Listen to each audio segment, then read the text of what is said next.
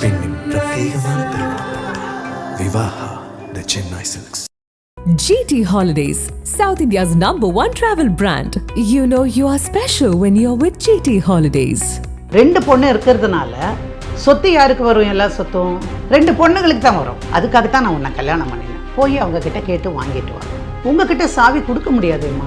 ஏன் சார்? இல்லைம்மா, அவர் கொடுக்கும்போது ஃபார்ம் ஃபில்அப் பண்ணும்போதே 2 பேர் பேரில் போடுங்க, but will be operated only by ஹஸ்பண்ட்னு எழுதி கொடுத்துருக்காரு. அது ஆமாங்க, இவன் என் காலேஜ் மேட்டு, இவன் ஒரு காலத்தில் எனக்கு ப்ரப்போஸ் கூட பண்ணான். டேய், உன்னையெல்லாம் எவன்டா கல்யாணம் பண்ணிப்பான்னு நான் டீஸ் பண்ணியிருக்கேங்க அப்படின்னு சொல்லி பார்த்துட்டு அந்த டேபிள் மேலே அப்படி போட்டுறான். யார் இந்த ராஜேஷ்னு உன்னால் சொல்ல முடியாது அப்படின்னா நீ என்கிட்ட ஏதோ மறைக்கிற. எதுவுமே இல்லாத எப்படி மறைக்க முடியும்? அந்த குழந்தை பிறந்து கொஞ்ச நாளிலேயே அவளுக்கு தெரியுது இவர் ஒரு different kind of a person. பெண்ணை நம்பாத ஒரு பர்சன். நீ டைவர்ஸ் பண்ணிக்கோ, எனக்கு அதை பற்றி கவலை இல்லை. நான் ஏன்டி உன்னை டைவர்ஸ் பண்ணணும்? நான்லாம் உன்னை விட முடியாது, நான் உன்னோட தான் இருப்பேன், நீ வா வா. ஒரு ஈகோ ஒரு மனுஷனை எப்படிப்பட்ட புதைக்குழிக்குள்ள தள்ளி இருக்குன்னு பாருங்க.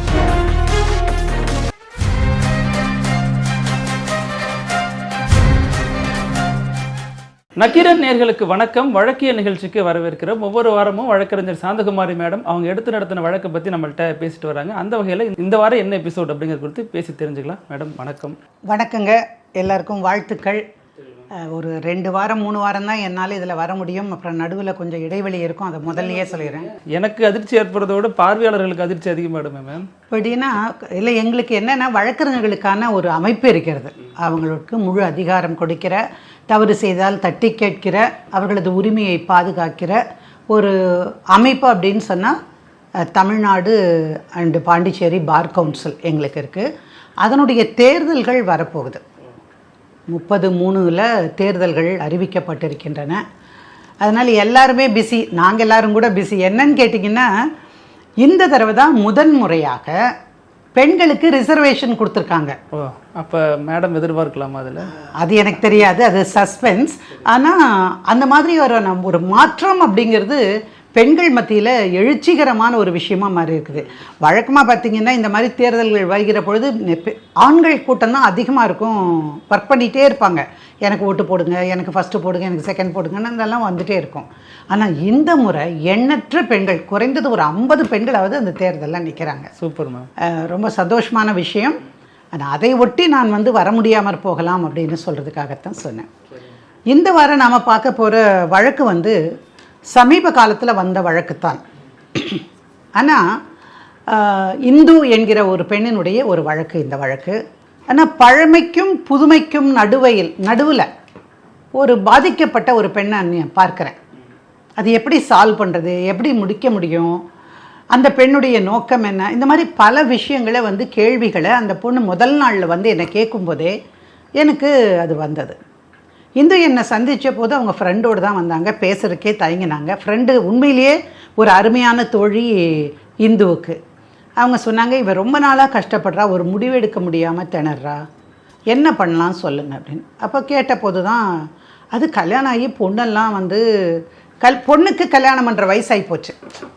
அந்த சூழலில் தான் அந்த அம்மா நம்மக்கிட்ட வராங்க. இல்லை மேடம், எனக்குமே முடிவெடுக்க தெரில, என்னால் இந்த திருமண பந்தத்தில் இருந்து இனியும் கஷ்டப்படணுமாங்கிற கேள்வி எனக்கு வந்துருச்சு, அந்த குழப்பத்தில் இருக்கேன் நான், எனக்கு கொஞ்சம் ஒரு தெளிவு கொடுங்க அப்படின்னு சொல்லி அந்த பெண் கேட்டாங்க.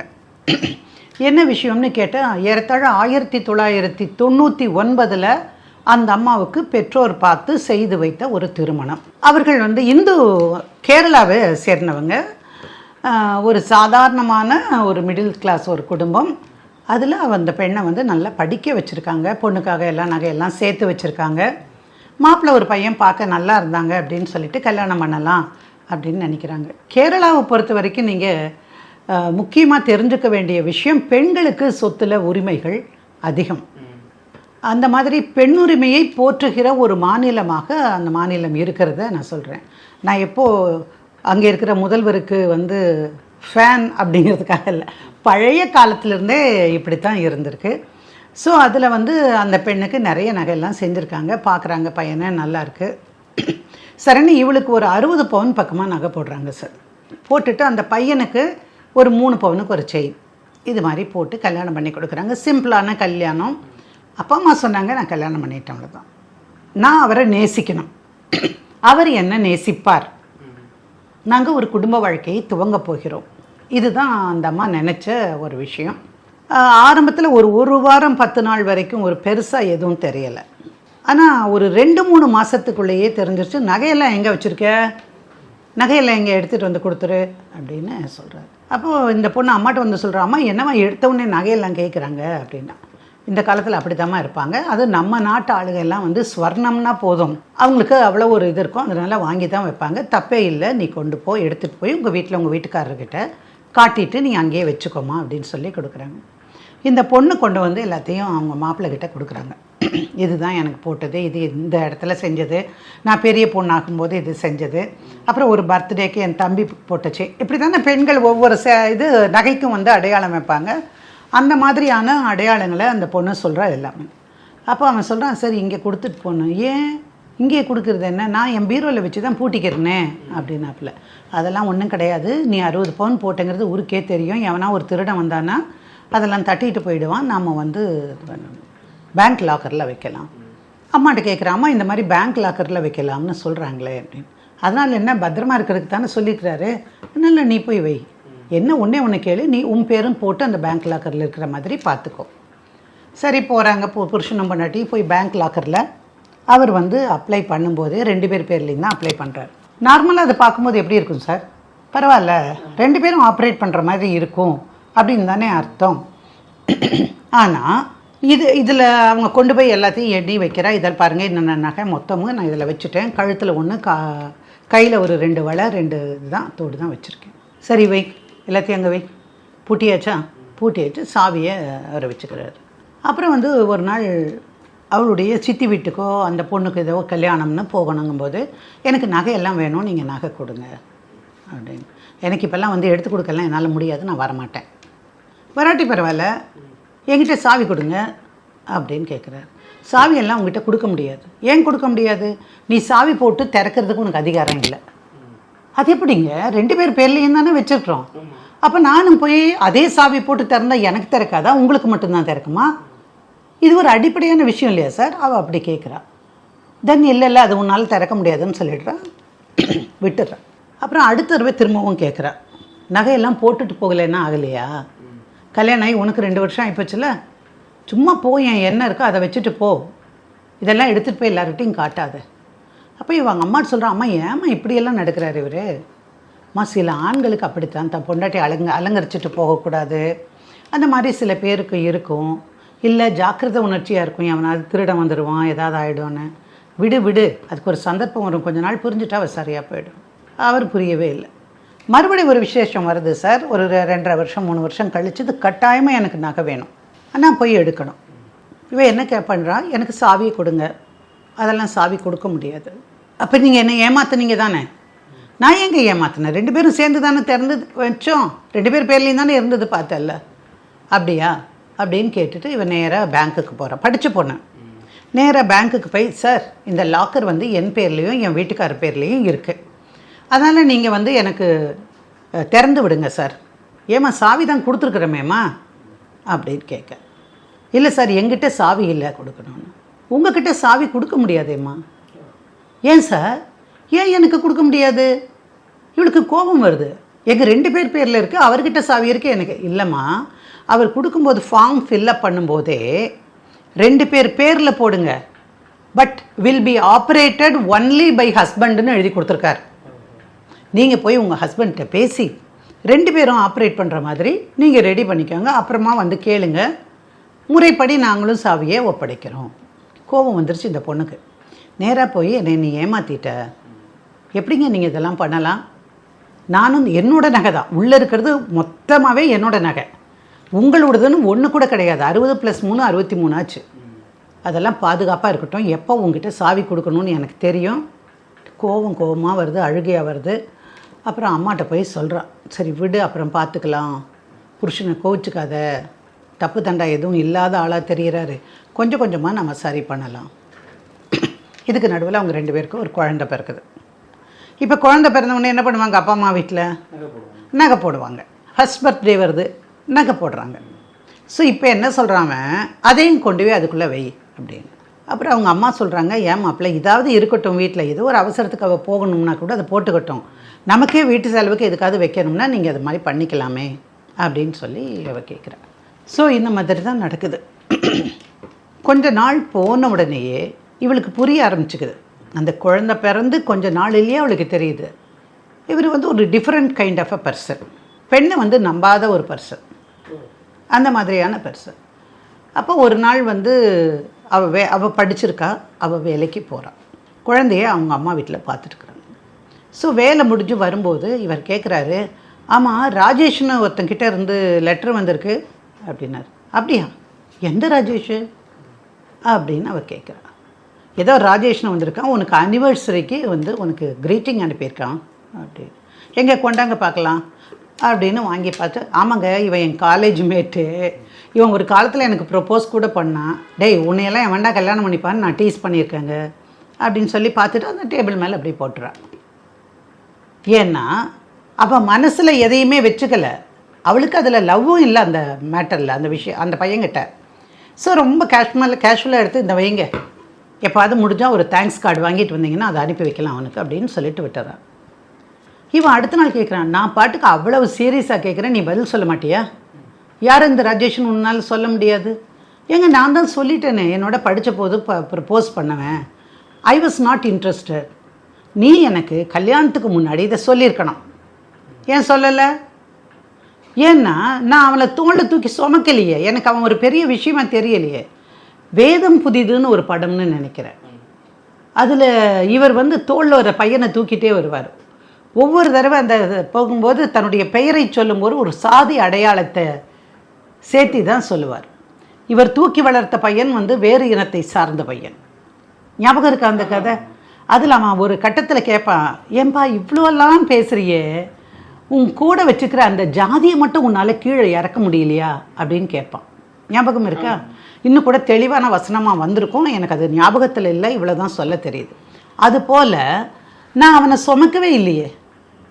எனக்கு வந்து எனக்கு ஒரு கிளாஸ்மேட்டு 10 பேர் ப்ரப்போசல் கொடுப்பாங்க, லவ் லெட்டர் கொடுப்பாங்க, தூக்கி கிழிச்சு போடுறவங்க கிழிச்சு போடுவாங்க, இல்லைனா பத்திரமா வச்சுக்கிறவங்க வச்சுக்குவாங்க, போட இதெல்லாம் தமாஷுடா அப்படின்ட்டு வர்றவங்க. நான் அந்த மாதிரி தான் நினச்சேன், அதனால சொல்லணும்னு நான் நினைக்கல. அப்படின்னா நீ என்கிட்ட ஏதோ மறைக்கிற. எதுவுமே இல்லாத எப்படி மறைக்க முடியும்? இந்த பாருங்கள், நான் க்ளீனாக சொல்லிட்டேன், நீங்கள் யாரை வேணால் விசாரிச்சுக்கோங்க, இதெல்லாம் சொல்லிடுறேன். ஸோ அடுத்ததுலேருந்து நீ என்ன இப்படி புடவை கட்டிட்டு போகிற, இல்லை கொஞ்ச நாளாகவே உன் ட்ரெஸ்ஸிங் சென்ஸில் மாற்றம் வந்திருக்கு, நீ ஏன் இப்படி இருக்க? 6 மணிக்கு 6 மணிக்கு வீட்டுக்கு வேலைக்கு வந்துடணும். 6:05க்கு அவள் வரலைன்னா நேராக இங்கேருந்து ஃபோன் பண்ணுவார், இந்து இருக்கலா, வேலை முடிஞ்சதா, ஏன் இன்னும் வரல வீட்டுக்கு அப்படின்னு. அவர் வந்து வேலைக்கு போக மாட்டாரா மேம்?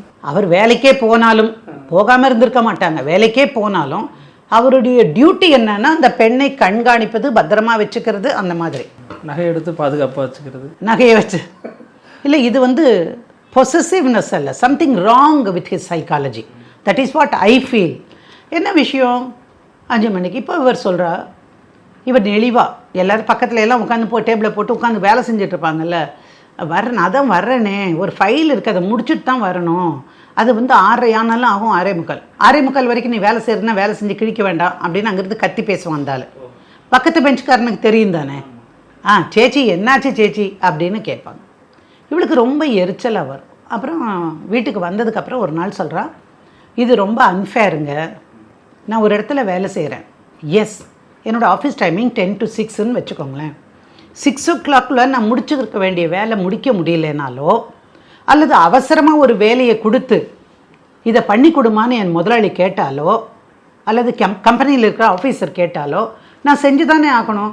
இல்லை என் வீட்டுக்காரர் 5 மணிக்கு வர சொல்லிக்காரு, 6 மணிக்கு வர சொல்லிட்டா, இதெல்லாம் நீயே பார்த்துக்கோன்னு சொல்லிட்டு வர முடியுமான்னு? அப்படி தான் சொல்லிட்டு வரணும். எதுக்கு வேலை போயிடாதா? போட்டுமே, நீ வேலை போயிட்டோன்னு கிழிக்க வேண்டியதில்லை, நான் பார்த்துப்பேன், நல்லா இருக்குது பார்த்துக்கலாம். ஸோ புரிஞ்சுட்டா இவன் தேரவே மாட்டான் அப்படின்னு தெரிஞ்சிச்சு. பட் குழந்தைய வளர்க்குறதுல கவனம் செலுத்துகிறா, அப்படியே கொஞ்சம் கொஞ்சமாக போகுது. குழந்தைக்கு ஒரு 6 வயசு 7 வயசுங்கும்போது கொண்டு போய் ஸ்கூலில் விடுறாங்க, எல்லாம் பண்ணுறாங்க. ஆமாம், உங்கள் அப்பா அம்மாவுக்கு 2 பொண்ணுக்கு தானே நீங்கள், அதனால தான் நான் அங்கே கல்யாணம் பண்ணேன். ஏன் ஒரு பொண்ணுன்னா நீ கல்யாணம் பண்ண மாட்டியா? இல்லை 2 பசங்க இருந்தால் நீ கல்யாணம் பண்ண மாட்டியா? இல்லை 2 பொண்ணுங்கிறதுனால தான் நான் கல்யாணம் பண்ணேன். என்னன்னா ஒன்று என் கையில் இல்லை, ஒரு பொண்ணுங்கிறது என் கையில் இல்லை. 2 பொண்ணு இருக்கிறதுனால சொத்து யாருக்கு வரும்? எல்லா சொத்தும் 2 பொண்ணுங்களுக்கு தான் வரும். அதுக்காகத்தான் நான் உன்னை கல்யாணம் பண்ணினேன்.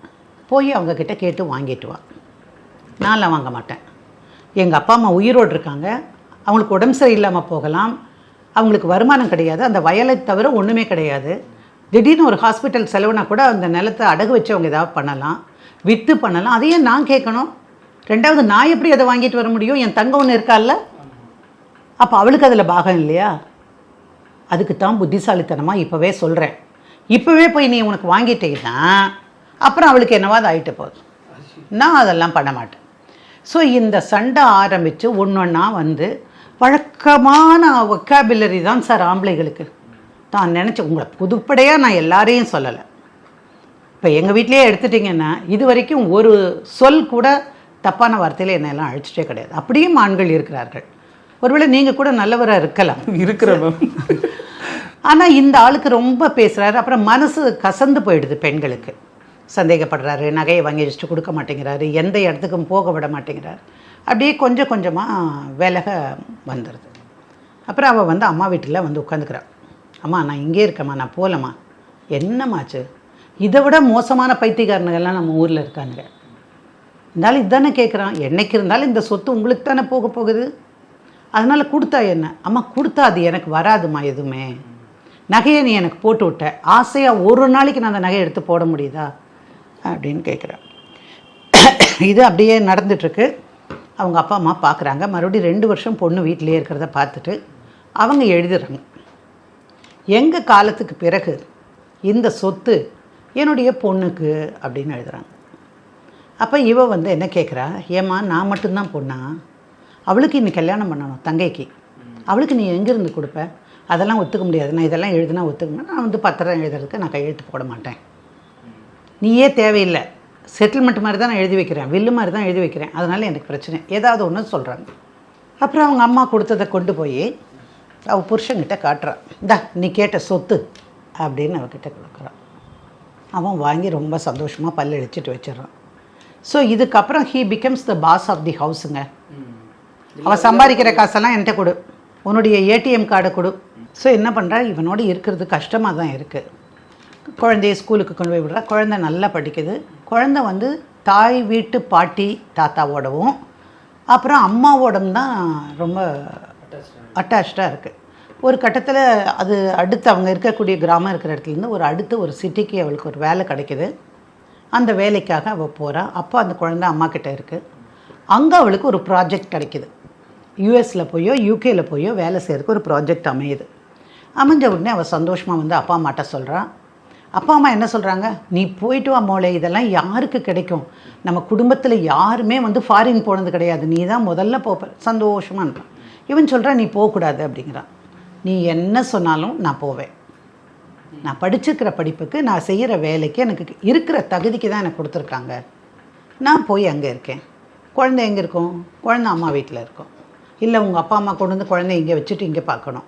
எங்கள் அப்பா அம்மா உங்ககிட்ட வந்து இருக்க மாட்டாங்க, கொண்டு வந்து வேணால் காட்ட சொல்கிறேன் அப்படின்னு சொல்லிட்டு போயிடுறான். ஒரு 3 இயர்ஸில் அங்கேயே இன்னும் கொஞ்சம் ஒரு கோர்ஸ் படிக்கிறான். ஒரு நல்ல வேலை அப்படிங்கிறது ஒரு, அதாவது எல்லா பெண்களும் காண்கிற கனவு வந்து தன்னுடைய சொந்த காலில் நிற்கணும், கொஞ்சம் வசதியான வாழ்க்கை இருக்கணும். ஸோ இவன் வந்து அதுக்கு போயிட்டு திரும்பி வந்த போது யோசிக்கிறான், இனி போய் அவனோட நம்மளால் வாழ முடியாது. ஏன்னா அடிமையாகவே இருக்க முடியாது சார். உங்களை யாராவது அடிச்சுன்னு இருக்குன்னா உங்களுக்கு சும்மா இருப்பீங்களா சார்? என்னுடைய ஏடிஎம் கார்டு இருக்குது. நான் சம்பாதிக்கிற பணத்துக்கு நான் உரிமையாளர் அல்ல. நான் கற்ற கல்விக்கு நான் சந்தோஷிக்க முடியலை. நான் வேலை பார்க்குற இடத்துல நிம்மதியாக வேலை பார்க்க விட மாட்டேங்கிறான். அப்பா அம்மா கொடுத்த நகைகளை கூட எனக்கு அணியருக்கு எதுவுமே கொடுக்கல. இவனோட வாழ்கிறத விட வெளியே போயிடலான்னு சொல்லிட்டு நேராக வந்து சென்னையில் ஒரு வீடு எடுத்து ஒரு கம்பெனியில், அந்த கம்பெனிக்காரனே வேலை கொடுக்குறாப்புல இங்கே எடுத்து அவளும் குழந்தையும் இருந்து படிக்கிறாங்க. குழந்தை ஒரு 10th படித்து முடிக்கும் போதே இவன் என்ன பண்ணிடுறா, யூகேயில் அவளுக்கு ஒரு ஸ்கூலில் இடம் பிடிச்சி அவளை அங்கே அனுப்பிடுறான். அவள் சம்பாதிக்கிறா சார், குழந்தைக்கு தேவையானதை செய்கிறான். ஒரு சின்ன வீட்டில் இருந்துட்டு நிம்மதியாக சந்தோஷமாக ஒரு ஃப்ரெண்டு கூப்பிட்டு வந்தான்னு சொன்னால் பாருங்கள், அந்த ஃப்ரெண்டோட வந்துருக்குறேன். ஸோ இவன் கூப்பிட்டு பார்க்குறான், நான் வரமாட்டேன்ட்டான். நீ டைவர்ஸ் பண்ணிக்கோ, எனக்கு அதை பற்றி கவலை இல்லை. நான் ஏன்டி உன்னை டைவர்ஸ் பண்ணணும்? நான்லாம் உன்னை விட முடியாது, நான் உன்னோட தான் இருப்பேன். நீ வா வா, நீ நகையெல்லாம் எடுத்து கொடு, நான் வரேன். நகையெல்லாம் கொடுக்க முடியாது, நகையெல்லாம் எனக்கு கொடுத்தது, அது கொடுக்க முடியாது. எனக்கு எப்போ கொடுக்கணும்னு தெரியும், அப்போ தான் கொடுப்பேன். நீ ஒரு நகையை கொண்டு வந்து குழந்தைக்கான நகையாவது நீ கொடுக்கலைன்னா சுத்தமாக பேச்சுவார்த்தையாக இருக்காது, இல்லைன்னா நான் கோர்ட்டுக்கு போயிடுவேன் அப்படின்னு சொன்னதுக்கப்புறமா அவன் போய் பேங்க்கில் குழந்தைக்கு கொஞ்சம் தேவையானதை மட்டும் கொண்டு வந்து இவ கையில் கொடுக்குற, அதை வாங்கி அந்த குழந்தை கையில் கொடுத்துட்டு நீ சந்தோஷமாக போயிருன்னு சொல்லி அனுப்பியாச்சு. அந்த ஸ்டேஜில் தான் அதுக்கப்புறம் தான் என்கிட்ட வர்றாங்க, மேடம் எனக்கு அந்த ஆளோட வாழ விருப்பம் இல்லை, நான் என்ன பண்ணட்டும்? நிறைய தடவை பேசி பார்த்துட்டேன், நான் மியூச்சுவல் கன்சர்ன் கொடு, நான் வெளியே வந்துடுறேன், நீ சந்தோஷமாக இரு அப்படின்னு சொல்லிட்டேன். அதுக்கு ஒத்துக்கவே மாட்டேங்கிறான். என்ன பண்ணுறேன்? ஒத்துக்க மாட்டேன்னா என்ன பெரிய விஷயமா? என்ன காரணம்னு இது வரைக்கும் நீ என்கிட்ட சொல்லிட்ட. இது வந்து எல்லா விதத்துலேயும் உன்னை ஹேரஸ் பண்ணியிருக்கார். திருமண வாழ்க்கை உனக்கு கிடையாது, உன்னுடைய தனி மனித சுதந்திரம் உனக்கு கிடையாது, வேலை பார்த்து நீ சம்பாதிக்கிற பணத்துக்கு நீ உரிமையாளன் அல்ல, உரிமையாளினி அல்ல. அதுக்கப்புறம் நகைகள் எதுவுமே இல்லை உனக்கு. அதனால் இது எல்லாமே ஒவ்வொரு விதமான க்ரூயல்ட்டி, எக்கனாமிக் க்ரூயல்ட்டியிலேருந்து இந்த மாதிரி எல்லாமே இருக்குது. அப்படி ரொம்ப நாள் யோசிச்சா சார், மேடம் குழந்தைக்கு ஒரு கல்யாணம் பண்ண வேண்டியிருந்தால் அப்போ புருஷன் வேணா, அம்மா நான் தெரியாமல் கேட்குறேன், ஒரு ஆக்சிடெண்ட்டில் ஹஸ்பண்ட் செத்து போயிட்டா அந்த அம்மா குழந்தைக்கு கல்யாணம் பண்ணி வைக்கிறது இல்லையா? அங்கே ஆகாயத்துலேருந்து குதிச்சிங்க வர சொல்கிறாங்களா யாராவது? ஏம்மா இப்படி இருக்கீங்க அப்படின்னு கேட்க. அப்போ அப்படி இருந்தால் தான் கல்யாணம்னு கிடையாது. சரி நீ பார்க்குற உன் பொண்ணை அங்கேயே ஒரு பொண்ணை பார்த்து கல்யாணம் பண்ணா நீ என்ன பண்ணுவேன்? அதனால் இதெல்லாம் விடு, உனக்கு என்ன வேணுமோ சொல், எனக்கு அவன்கிட்டேருந்து விடுதலை வேணும். கடைசி வரைக்கும் பேசி பார்த்தா, நான் வேணால் உன் நகையை கொடுத்துட்றேன், ஆனால் உனக்கு டைவர்ஸ் கொடுக்க மாட்டேன் அப்படின்னு அவள் சொன்னான். இவன் இல்லை, என்னோட நகையை நீ எப்போ கொடுப்ப என்னன்னு தெரியாது, உன்னை நம்பி நான் பண்ண மாட்டேன், நீங்கள் வந்தால் நாங்கள் ஒரு கேஸை போட்டோம். இதே தான் இந்த கதையை கம்ப்ளீட்டாக அதில் போட்டுட்டு எங்களுக்கு டிவோர்ஸ் வேணும் அப்படின்னு கேட்டான். இதுக்கு நடுவில் ஒரு முறை அந்த ஆள் வந்து டிவோர்ஸ்க்கு ஒரு கேஸ் போட்டிருக்கிறார். அந்த டிவோர்ஸ் கேஸ் போட்டு வேறொரு இடத்துல எங்கேயோ நடந்திருக்குது. அந்த பொண்ணு என்கிட்ட சொன்ன விஷயம் நான் உங்ககிட்ட சொல்ல மறந்த விஷயம் அது. அப்போ அதில் இவ ஒரு கவுண்டர் போடுறான். என் நகையெல்லாம் வாங்கி வச்சுட்டு இத்தனை பவுன் நகை அவங்ககிட்ட இருக்குது, அதனால் அவனுக்கு நான் டைவர்ஸ் கொடுக்க வேண்டிய அவசியம் இல்லை, அவன் முதல்ல அது கொடுக்கட்டும், நான் டைவர்ஸ் கொடுக்குறேன் அப்படின்னு அப்போ போட்டிருக்கான். இப்போ அவன் என்ன சொல்கிறான், அதோடு முடிஞ்சு போச்சு. அதுக்கப்புறம் 2 பேரும் ஏதோ சமாதானமாகி போயிட்டாங்க. இப்போது நீ அங்கே போட்டல்ல, அதெல்லாம் பொய்ன்னு எழுதி கொடு. எது? நகை அவர்கிட்ட இருக்கிறது. அவர்கிட்ட இருக்குதுன்னு சொன்னேன்ல, அதெல்லாம் போயிடலாம், அதெல்லாம் எழுதி கொடுக்க முடியாது. நான் சொன்னேன் இதெல்லாம் விட்டுடு, உனக்கு நகை வேணும் அவ்வளோதானே அப்படி. சரின்னு நாங்கள் போட்டோம், பட்டியல் போட்டு என்னென்ன குற்றச்சாட்டுக்கள் இதெல்லாம் பேசியிருக்காரு. அவர் சொன்ன வார்த்தைகள்லாம் அதை படித்து பார்த்த உடனே அந்த ஆள் ஆடி போயிட்டார் சார். மானம் மரியாதையெல்லாம் நம்மளுக்கு கப்பல் ஏறிடும் அப்படின்னு தெரிஞ்சது. நீ இதெல்லாம் இல்லாமல் நீ டைவர்ஸ் கேட்டீங்கன்னா நான் கொடுக்குறேன். அது எப்படி இல்லாமல்? முதல்ல நகையை கொண்டு கொடுக்க சொல். அலிகேஷன்ஸ் இல்லாமல் அவருக்கு வேணும். நான் நகையை இவ்வளவு நாள் வச்சுருந்தேன்னு என் மகளுக்கு தெரிஞ்சால் என்னை பற்றி என்ன நினைப்பா? அந்த ஆளுக்கு தெரியல, அந்த மகளுக்கு அவங்க அப்பாவை பற்றி நல்லா தெரியும் அப்படின்னு. அப்புறம் அதே மாதிரி கொண்டு வந்து நகையெல்லாம் அவர்கிட்ட ஒப்படைச்சாப்பில். அப்புறம் மியூச்சுவல் கன்சர்ட்டில் டைவர்ஸ் பண்ணிக்கலாம் அப்படின்னு சொல்லி நாங்கள் சொன்னோம். அதில் கூட எல்லா நகைகளும் பொருட்களும் பரிமாற்றம் செய்து கொள்ளப்பட்டதுன்னு வரும். இதில் மியூச்சுவல் கன்சர்ன் டிவோர்ஸில் நாங்கள் 2 பேரும் அவள் நகையை நான் கொடுத்துட்டேன், என் நகையை அவள் கொடுத்துட்டா அப்படின்னு. நாங்கள் அது மாதிரி வி ஹவ் எக்ஸ்சேஞ்ச் ஆல் ஆர்டிகல்ஸ்ன்னு போட்டேன். இந்த புத்திசாலி வந்து இந்த லைன் கூட அங்கே போடக்கூடாது, ஏன்னா அப்போ அதுக்கு முன்னாடி வரைக்கும் எக்ஸ்சேஞ்ச் பண்ணலேன்னு வந்துடும்ல. அதனால் சரி அல்பம் போனால் போகுது அப்படின்னு. அப்புறம் அதே மாதிரி போட்டு அந்த பொண்ணுக்கு நான் டிவோர்ஸ் வாங்கி கொடுத்தேன். அது வரைக்கும் அவளோட தங்க ரொம்ப நல்ல பொண்ணு சார். அவளும் அக்காவும் தான் 2 பேரும் தான் 2 பேரும் சேர்ந்து இருந்தது தான். அதே மாதிரி அந்த நிலம் ஒன்று எழுதி வச்சாங்க பாருங்கள், அந்த நிலப்பத்திரத்தை கொடுக்க வச்சு திரும்ப இந்த பொண்ணும் அந்த பொண்ணும் போய் அப்பா கிட்ட ஒப்படைக்கிறாங்க. நீ எழுதி கொடுத்தது எங்களுக்கு வேண்டாம், நீங்கள் வச்சுக்கோன்னு. அவங்க அப்பா அம்மா என்றைக்கு இருந்தாலும் எங்களால் இதுதான் முடியும், இனி எதுவுமே எங்களால் பண்ண முடியாது, 2 பேர் பேர்லேயும் நாங்கள் எழுதி வைக்கிறோம், ஆளுக்கு பாதியாக நீங்கள் வச்சுக்கோங்க. அந்த பொண்ணு இவளை பார்த்து கல்யாணமே பண்ணிக்கலையாம். அக்காவை பார்த்து தங்கச்சி கல்யாணமே பண்ணிக்கல. அதனால சொன்ன அம்மா நீ எழுதி வச்சாலும் எல்லாம் நம்ம பொண்ணுக்கு தான் போகுது, இந்துவோட மகளுக்கு தான் போகுதுன்னு. இல்லை அப்படின்னு சொல்லி அவங்க அதை எழுதி அவங்க கொடுத்துட்டாங்க. இப்போ தான் அந்த மனுஷன் உணர்றான், தன்னந்தனியாக நிற்கிறாப்புல. அப்புறம் கேட்குறாப்புல, தயவு செய்து குழந்தை வந்தால் என்னை கூட்டிகிட்டு வந்து எனக்கு காட்டு. குழந்தை பேர் ஸ்னேகா. ஸ்னேகாவை கூட்டிகிட்டு வந்து காட்டு, எனக்கு பார்க்கணும்னு இருக்குது. அப்புறம் அவளுக்கு எழுதி இந்த மாதிரி உங்கள் அப்பா கூப்பிட்றாருன்னா, எனக்கு பார்க்கணுன்னு விருப்பமே இல்லைம்மா, நான் என்ன பண்ணட்டும், எனக்கு வேண்டாம். அப்போ தான் நான் சொன்னேன், தப்போ ரைட்டோ அவரும் உன்னோட அப்பா, பார்க்கணும்னு நினைக்கிறேன். ஒருவேளை தான் செஞ்சதெல்லாம் தப்புன்னு புரிஞ்சுட்டு திருந்த ஒரு வாய்ப்பாக இருக்கும். டைவர்ஸ் ஆயாச்சு, இனி போய் அவர் தான் உங்கள் அப்பாவுக்கு உங்கள் அம்மாவுக்கு கணவர் அப்படின்னு சொல்கிறதுல ஒன்றுமே கிடையாது. நீ போம்மா போய் பார்த்துட்டு வான்னு. அப்புறம் பார்த்த அன்னைக்கு அழுதாராம். அப்புறம் படிக்க வச்சது இந்த பொண்ணு.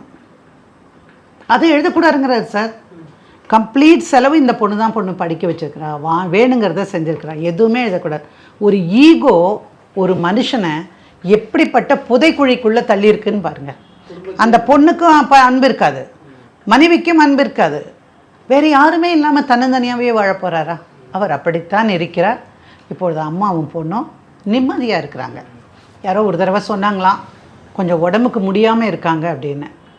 நம்ம 4 பேரோட பழகுறோம், ஒருத்தர் நண்பராக இருந்தால் அவருக்கு உடம்பு சரியில்லைன்னா கூட நம்ம போய் பார்க்குறோம்ல. அது மாதிரி நான் போய் பார்த்துட்டு வரணும்னு நினைக்கிறேன் மேடம், நீங்கள் என்ன சொல்கிறீங்கன்னு. தாராளமாக போய் பார்த்துட்டு வா, உன் பொண்ணையும் கூட்டிகிட்டு வா, 2 பேருமா போய் நீங்கள் பார்த்துட்டு ஏதாவது வேணா உங்கள் அப்பா அம்மாவை அவருக்கு ஹெல்ப் பண்ண சொல்லு. இல்லை நானும் அங்கேயே வந்துடுறேன், எங்கே சென்னை வேளச்சேரிக்கே நான் வந்துடுறேன், நம்ம எல்லாம் சேர்ந்துருப்போம். இன்னொரு தடவை அந்த தப்பு மட்டும் செய்யாது. அவர் வந்து இருக்கிறாருன்னா வேறு ஏதாவது ஒரு வீடு எடுத்து இருக்கட்டும், யாருக்கும் இருக்கிறதுக்கு வாய்ப்பு இருக்குது தானே. அதனால் அதை சொன்னேன். தனித்தனியாக தான் இருக்காங்க. ஆனால் இந்து அவள் மக 2 பேருமே நிம்மதியாக இருக்காங்க. அந்த பொண்ணு நல்லா படிக்குது. இப்போது இன்னும் இவள் அடுத்த ப்ரமோஷனில் ஒரு டாப் லெவல் ஆஃபீஸராக வந்திருக்கா. என்ன வேணுமோ தனக்கு அதை செஞ்சுக்கிற வாழ்க்கை.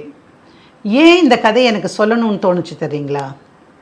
பெண் அப்படிங்கிறவ உடைமை பொருள் அல்ல. முதல்ல ஆண் பார்த்த பார்வையில் பெண்ணுடைய உடலுக்கு தான் உடைமைதாரர், ஏன் பொண்டாட்டி அப்படின்னு சொல்கிறது. இப்போ சமீப காலமாக வர விஷயங்கள் வந்து அவள் போட்டிருக்கிற அத்தனை உடைமைக்கும் நான் சொந்தக்காரர்.